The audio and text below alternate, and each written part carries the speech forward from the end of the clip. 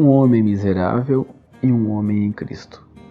Em Romanos 7:24, Paulo diz: Miserável homem que sou, quem me livrará do corpo dessa morte? E então em 2 Coríntios 12:2 ele diz: Conheço o homem em Cristo. Esses dois termos parecem contrastar um com o outro, e os tomaremos dessa maneira. O homem miserável define uma pessoa sem libertação, e o homem em Cristo é aquele que conhece a libertação em Cristo. Um homem miserável. O homem miserável, em Romanos capítulo 7, verso 14 ao 25, é uma alma nascida de novo que ainda não está descansando em fé na obra consumada de Cristo. Ela, portanto, não está na plena posição cristã diante de Deus, nem tem o Espírito nela habitando. Romanos 8:9. Nessa passagem, o apóstolo descreve uma alma sincera neste estado, que está tentando manter a carne sob controle e tentando viver uma vida santa, mas falhando miseravelmente. Verso 18 ao 21. Ela tem duas naturezas, que são retratadas no eu, que se deleita em fazer o bem, verso 22, e no eu, que faz o mal, verso 23. Mas ela não tem o poder de realizar o bem. Quando uma alma carrega um forte desejo de ser santa, mas se sente impotente, ela se enche de desânimo e se sente miserável. Ela odeia o mal que faz, sendo incapaz de conter a carne. Ela não tem libertação porque está procurando dentro de si o poder para isso.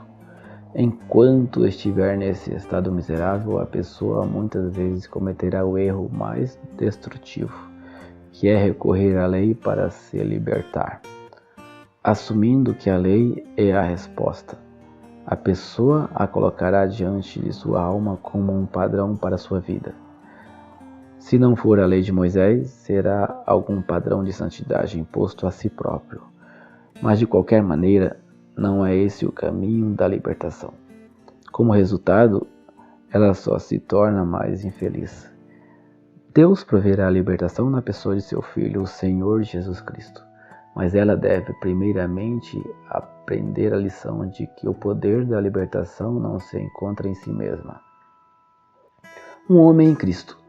Romanos 8:1 diz: Portanto, nenhuma condenação há para os que estão em Cristo Jesus. Aqui o apóstolo descreve a posição cristã completa de um homem em Cristo.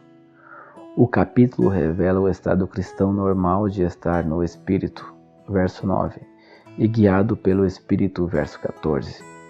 A luta, conforme descrito no capítulo 7, acabou e o crente é visto como tendo uma libertação presente do pecado interior, verso 1 ao 4.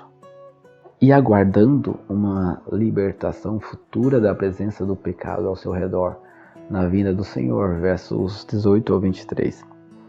A libertação do estado miserável de Romanos 7 para o feliz estado de Romanos 8 não ocorre até que a confiança própria e a esperança em si mesmo sejam aniquiladas e ele procure fora de si a libertação dos desejos da sua natureza pecaminosa.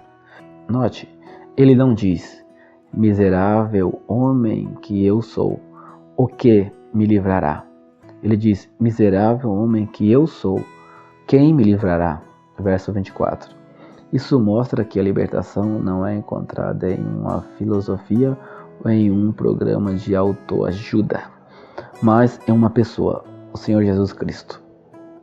É significativo que, enquanto o homem luta com a carne, como visto em Romanos 7, o Espírito de Deus não é mencionado nenhuma vez. Mas no momento em que ele desvia o olhar de si mesmo para um libertador e vê seu lugar em Cristo, o Espírito de Deus é mencionado muitas vezes. Como observado em Romanos 8, o homem em Romanos 8 é visto como selado com o Espírito e em plena posição cristã e desfrutando de um estado de paz e libertação. Em 2 Coríntios 12, 1 ao 3, é descrito o estado de um homem em Cristo, que conhece a libertação em sua alma e desfruta de comunhão com Deus. O homem miserável está ocupado consigo mesmo. Romanos 7, 14 ao 24. Eu, mim, minha são mencionados cerca de 40 vezes.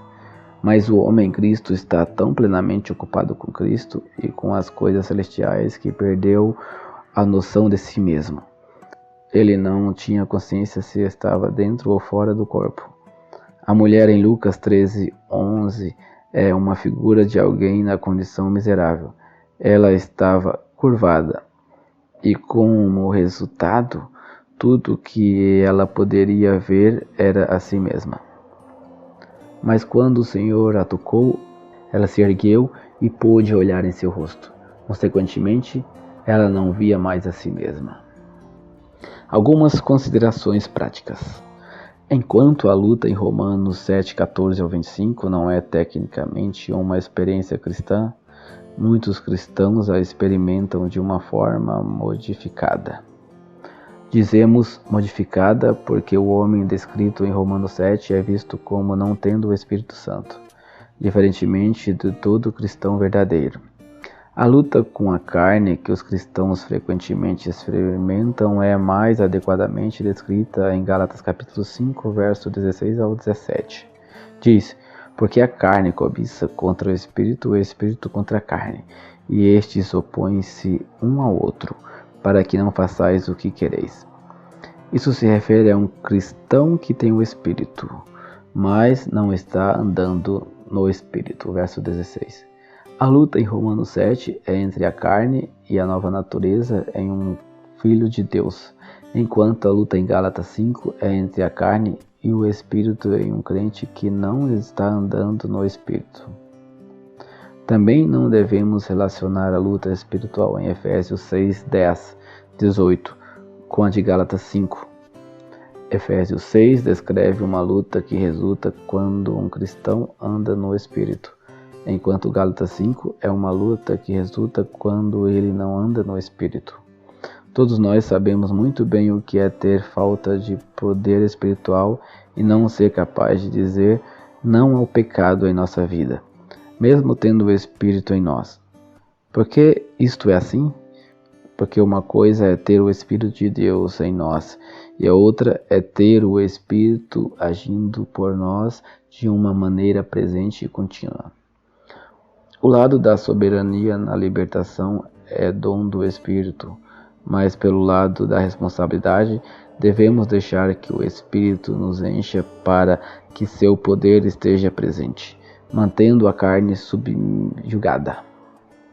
Em Romanos capítulo 8, versos 5 ao 13, Paulo explica que existem dois domínios, ou esferas, nos quais uma pessoa pode viver. Uma esfera que pertence à carne e uma esfera que pertence ao Espírito. Ele diz: porque os que são segundo a carne inclinam-se para as coisas da carne. Verso 5a. Inclinar-se para algo significa prestar atenção em algo. Paulo não entra em detalhes sobre o que são essas coisas, mas todos nós sabemos a que tipo de coisas a carne é atraída. Essa é a esfera em que o homem perdido vive. Ele não conhece outro domínio, mas é possível que os cristãos também vivam nessa esfera de coisas. Então ele diz: mas os que são segundo o Espírito inclinam-se para as coisas do Espírito. Verso 5b. Essa é a esfera em que Deus pretende que o cristão viva. Mais uma vez, Paulo não nos fornece detalhes sobre o que são essas coisas. Simplificando, são aquelas coisas que têm a ver com os interesses de Cristo. Seria estudar as Escrituras, orar, cantar hinos que façam melodia em nosso coração, ir às reuniões bíblicas, telefonar ou escrever a outros cristãos para encorajá-los, visitar pessoas com uma palavra de encorajamento, compartilhar o Evangelho, distribuir folhetos do Evangelho, fazer boas obras de necessária utilidade, etc. O que o apóstolo está apontando aqui é que essas duas esferas são exatamente opostas entre si. Seus interesses são polos opostos. Uma serve aos interesses do eu e a outra aos interesses de Cristo. É como uma estrada que se ramifica em duas e cada ramificação se distancia uma da outra. Uma leva ao que é verdadeiramente vida e paz, a outra leva à morte. Morte moral, verso 6. Então, nos versículos 12 e 13, Paulo chega a uma séria conclusão. Porque se viverdes segundo a carne, morrereis. Mas, se pelo Espírito mortificardes as obras do corpo, vivereis. Seu argumento aqui é que podemos escolher em qual esfera queremos viver. Ele diz, se viverdes segundo a carne, morrereis. Esta é uma palavra solene. Se escolhermos viver na esfera da carne, isso levará à morte moral em nossa vida. O modo como Paulo usa a morte aqui é diferente da maioria dos outros lugares na Bíblia. O apóstolo não está falando sobre morte física, mas morte moral na vida do crente, que inevitavelmente resulta em fracasso. A morte, como sabemos, sempre carrega a ideia de separação.